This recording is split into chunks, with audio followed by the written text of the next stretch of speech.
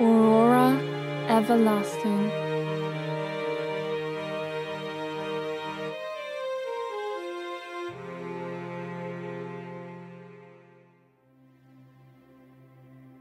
August 13, 2552, 8:14. Is this really necessary? Is what necessary, Dr. Ternier? These guys. Your security detail? Yes. Of course, otherwise I wouldn't have issued them for you. But why? While we do live in relative safety within the facility, we can never be too sure about the security risks, such as outsiders, extreme weather, etc., might affect its perceived safety. In order to ensure your well-being, should a situation arise, I assign some personal guards to you. Why do I suddenly need personal guards? I don't want to bore you with the politics of our reformed safety protocol. You could give it a try. Dr. Ternier, we are merely trying to protect you in case of any unprecedented... Then why aren't you being followed by security guards at all times? Aren't you the head of the facility? Why isn't Eliza? Why is it just me? You're in a fragile physical state. And whose fault is that? I beg your pardon? I have explained to you multiple times that there is more to these experiments than your personal involvement. Countless lives are tied to our success, yet you're still only concerned with the one symptom. One singular symptom you're experiencing. You're fatigued. You're willing to doom these experiments because you're tired? We are both aware it's much more than that. Is it? Because as I see it, you've been taking every chance to complain about our schedule without wasting one single thought to how experiments' results will benefit billions of people, including yourself. How? Our highest priority right now is locating the entirety of the Ender 7 mission's crew. Your crew. We're assuming what happened to you also happened to them. If we crack the code of time travel and teleportation, getting to them is no issue. I shouldn't have to explain this to you, Doctor. Neither of these things are actually possible. Teleportation, physically speaking, can't be Yet achieved you without... achieved it and still continue to do so. If we know how, we can replicate it. It might be hard to understand, but the technology we have now is much different from what you know. It is possible. But why the hurry? This could take years, decades, a lifetime. And we're trying to shorten that amount of time as much as we can. After all, we only have one person's lifetime. You could always use a clone to... I didn't mean my lifetime. I'm in my 8th cycle. I don't mean to overwhelm you with this information, but frankly, I believe you deserve to know.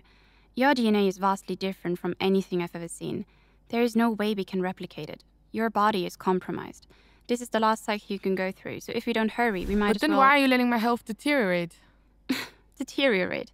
That is hardly what's happening here. Now, please, enough of this. We can continue this conversation after your session. Is Eliza not coming today?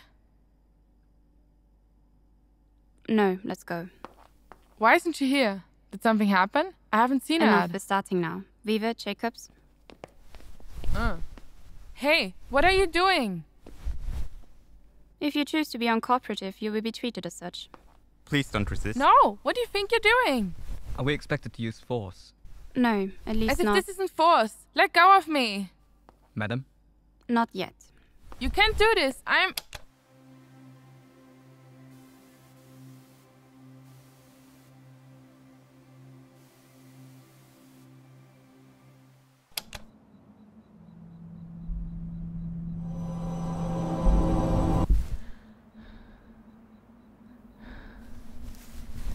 What do I do now? They obviously know I was planning something and there's no way out now. They probably killed Eliza because we planned to leave.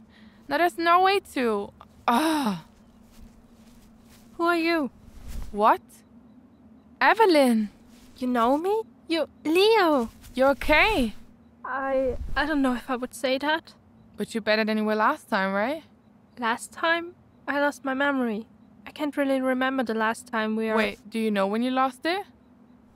I realize now this is a dumb question. What do you remember? Of you? Of everything, I guess. I know there was Anna, Margot, and you. Am I still missing someone? No, that's all of us. Okay, and we were on a spaceship. And Paar sent us on that spaceship to find something. A planet. To find a planet? We were supposed to go to Ender 7 and live there. We were? Yes, it was the main objective of our mission. But we never made it there because I still don't know what happened exactly. But we all ended up all over the place. Is that why everything around me keeps disappearing? What? Whenever I go somewhere, it disappears sooner or later. Or I guess I do. Oh, I get what you mean. Yes, it's what's been happening to me as well. Are you... What did you do? What? When I met you a bit ago, you said you were sorry for something. What did you do? I don't know. But I think I killed someone, Leo. I didn't mean to. I wasn't. I was trying to defend myself, but Leo. Was she talking about you? The person on the cliffs? I thought it seemed familiar, the way she was all torn up. It's the same thing you were doing to me in the forest. It was you. Aiden's alive? I don't know who that is. What are we doing, Evelyn? What? What is happening to us? I don't know. No, we don't have much time. I'm at a poorest facility. They won't let me go. If you can help me. August 14, 2552, 1502. Thank you for the status update, Dr. Reed. We will be moving forward now. Councilmember Crofton, do you have another question? The last one, I promise. I was just wondering, where is your assistant? Dr. Reed, if you would... I fired her. What? I exiled her from the facility. Are you out of your mind? Councilmember Peckat. You just banished an incredible asset with access to pretty much every shred of information in this building. Councilmember Crofton. She's just out there. She could be sharing that information. Oh no. You bypassed the council to spare her an execution, didn't you? You just got her out because she did something that would have earned her a death penalty. What did she do? Did she... That's enough. Dr. Reed, why did you fire your assistant? She showed signs of disloyalty. And you sent her out... Peckat! Why did you elect not to follow protocol, notify the council of her behavior in detail, but instead let her leave the facility? I was protecting her. My emotions got the best of me, and I foolishly decided... Ugh. I decided to let her go. Because you didn't want her to face just punishment? Because you feared an execution would be the result? Yes. This is outrageous. We can't. I demand Dr. Reed be replaced as the head of this facility. Seconded. Stop now. You don't have to state the obvious. Dr. Reed, I'm assuming you're well aware this will be the last council meeting you're attending. You'll be replaced within the week. All clear? Yes. Good. Just... What about the end of mission research? I think you know. August 14, 2552, 1742.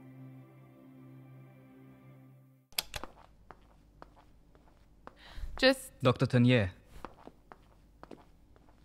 Oh, there's two of you. There always were. I was hoping it'd go away. No, our orders are to stay with you. Is there anything else you can... Let go of me! Thank you, isn't that hard to say? Let's go. Can you walk? Yes, I can.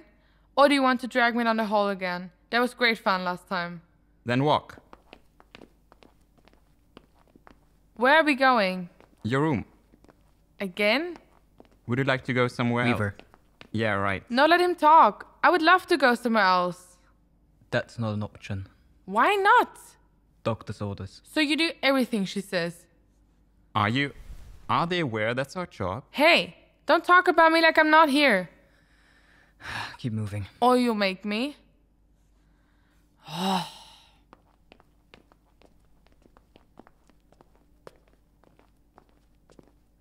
Where's Eliza?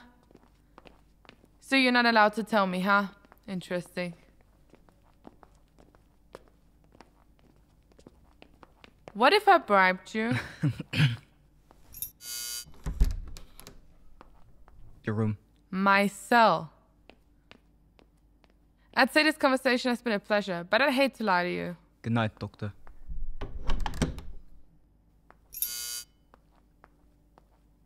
Jacobs. Why the hell did you volunteer for this job? I assumed you'd need my moral support. Yeah, I'd say that's accurate. August 14, 2552, 1814.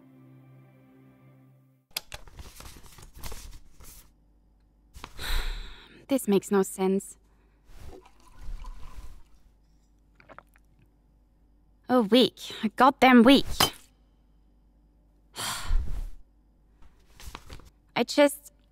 If I can give them some answers, maybe... Eliza, why did you have to ruin this for us? It can't really end here, not... I'm the only one here capable of solving this. I'm the only one. Who are they going to replace me with? Struck? Blue? Crofton. I'm sure they would love this position. But none of them have what it takes. If I can just show them, if I can get them proof they can't refute... This all has to fit together somehow.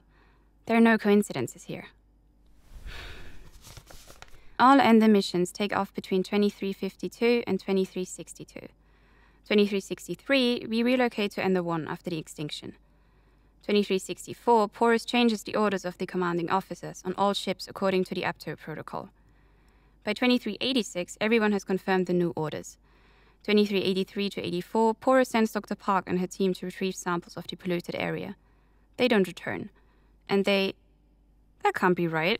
2506, Devenchak returns as the only member from the Ender 2 mission to survive. He is executed for treason based on his reports. Neither Commanding Officer Bennett nor Dr. Humphrey were found aboard the ship. So this is impossible. Then how did they find him? This must be a mistake in the transcript. Where's the original? Here.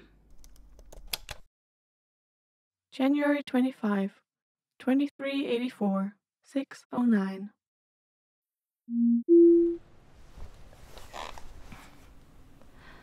Dr. Park speaking. It's day 7 on the ground. We finally found shelter. The past 2 days were filled with casualties. We're down to 6 of the original 17 crew members. So far, no connection to base, but we're hopeful it'll automatically re-establish after the storm passes. Sandstorms should be unusual this close to water, but obviously not impossible. We were lucky to find this place. Call me superstitious, but it seems to keep out more than the wind. Though, there is one unsettling detail. It seems the cabin was occupied before we arrived. Of course, we'd assumed it was just a survivor. Someone who made it through the initial destruction and was seeking shelter from the storms. But this wasn't just anyone. He was wearing one of the Ender uniforms with an embroidered name. The one specifically made for the crew. Maybe I'm going insane, but I'm sure we found Xavier Bennett's corpse in this cabin, in the middle of nowhere. We tried to do a DNA match, despite being unable to access the database without a connection. And I'd say it's unlike anything I've ever seen, but it's not. Every single thing that is different, that is out of place in his DNA, is the same as the sample I took from the deer on day 1. I would assume it's the long exposure to this environment, but there are no signs he lived here at all before he died. And Peckat says he'd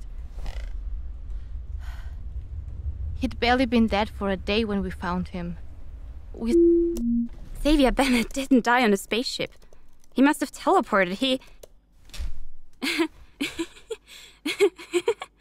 Ender 2 and Ender 7 were both a success. They didn't find Dr. Park's corpse in a rescue mission because she was compromised too. Because she was the only clone on the mission. That's the common denominator, right? Whenever we tried to send first generations, non-clones, they died. But Leia Ternier, they're a clone. Xavier Bennett, clone. Evelyn Coil, Margit Nielsen, all clones. I need to test this. I need to bring this before the council.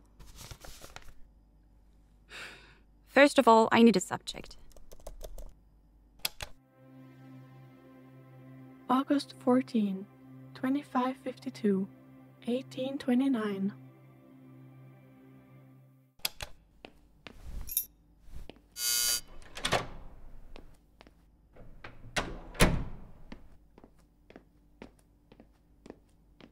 Finally, I'm starving. Just pasta today. Oh, that's great. Am I good to go, or do you need me for anything? Go get your dinner. Thank you. Oh, and just a heads up, they haven't eaten anything yet, so just be aware we might have another situation on our hands. All right. Have a nice evening. You too.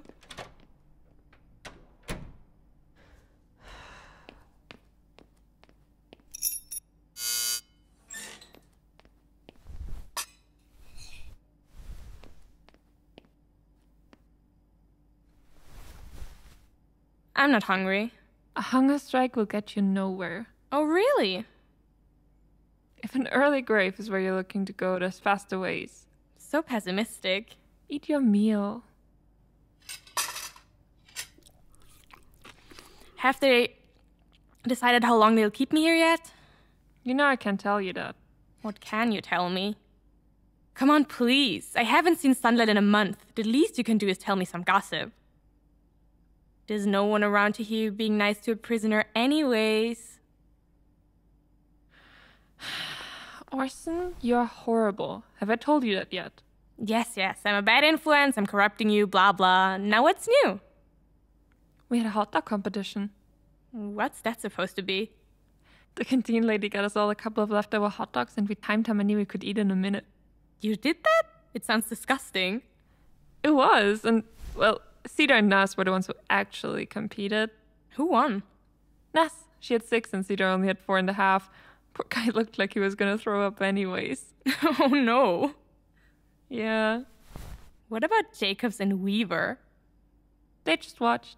No, I mean you know? I don't get it. The hard eyes. You said Jacobs has a crush. Those were hard eyes? Wow. Oh, shut up. So? Not much on that front. Why? Don't they know this is my only source of entertainment? I think Jacobs doesn't want to make a move too early after, you know. Oh. I'm sorry. Yeah, I know. Have you read the book yet? Are you kidding? I finished it. Seriously? Yep, it's a good book. It is.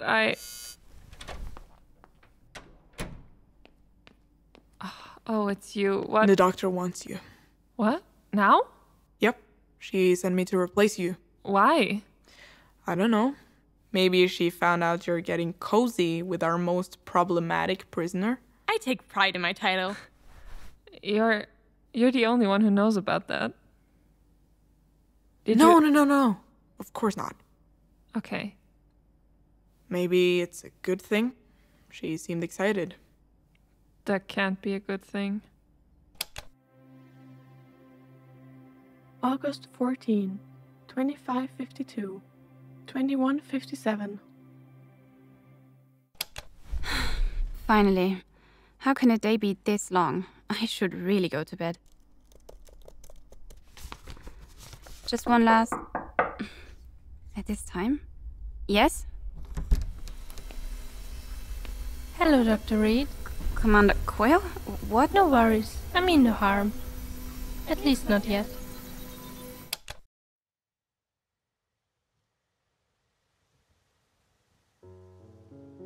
Hello there, citizen. You've lived in Guild City for a while now.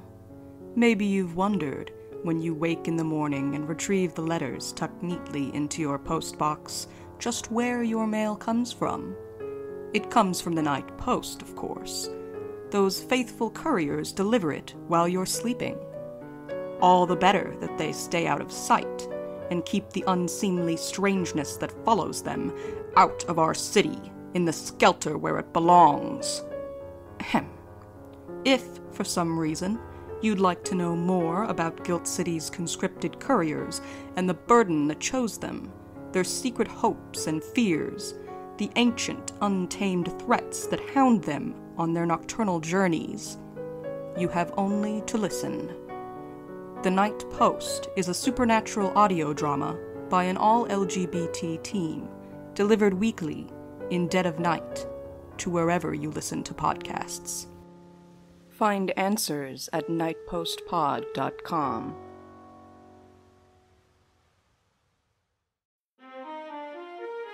Aurora Everlasting returns with its next episode on August 22 at 4 p.m. Central European Summertime. It was created by Reicher and is protected under Creative Commons 4.0 International License. This episode was produced by Elena Hierzer-Bacher. It was written, directed and edited by Reicher. The script was edited by Viktoria Krenn and Sophie Erhardt. This episode featured Viktoria Krenn as Dr. Reed, Jasmin Lerchbaumer as Leo Ternier, Carina Stickler as Evelyn Coil, Dilara Karaca as Councilmember Alderman, Emily Larus as Councilmember Crofton, Andrew Mercator as Councilmember Peckat, Dorothea Paar as Dr. Park, Elena Hierzer-Bacher as Orson, Laura Reicher as Guard Collin, Kai as Guard Jacobs, Benny McDonald as Guard Zedar, Vivi as Guard Nass, Jonas Schwaiger as Guard Weaver, and Sophie Erhardt as the disembodied voice. If you want to help us out or show your support, tell a friend about this podcast. Or, if you're feeling really crazy today, you can even tell 2 friends. You could also review a podcast wherever you like. The best way for us to gain new listeners is with your help. Because, let's be honest, our marketing budget is non-existent. If you're interested in bloopers, extra content, or you just want to financially support the podcast, make sure to subscribe to our Patreon at patreon.com/AuroraEverlasting. And for some background infos, feel free to check out our social media. We're at Aurora_Everlast on Twitter and at Aurora_Everlasting_podcast on Instagram. Thank you for listening.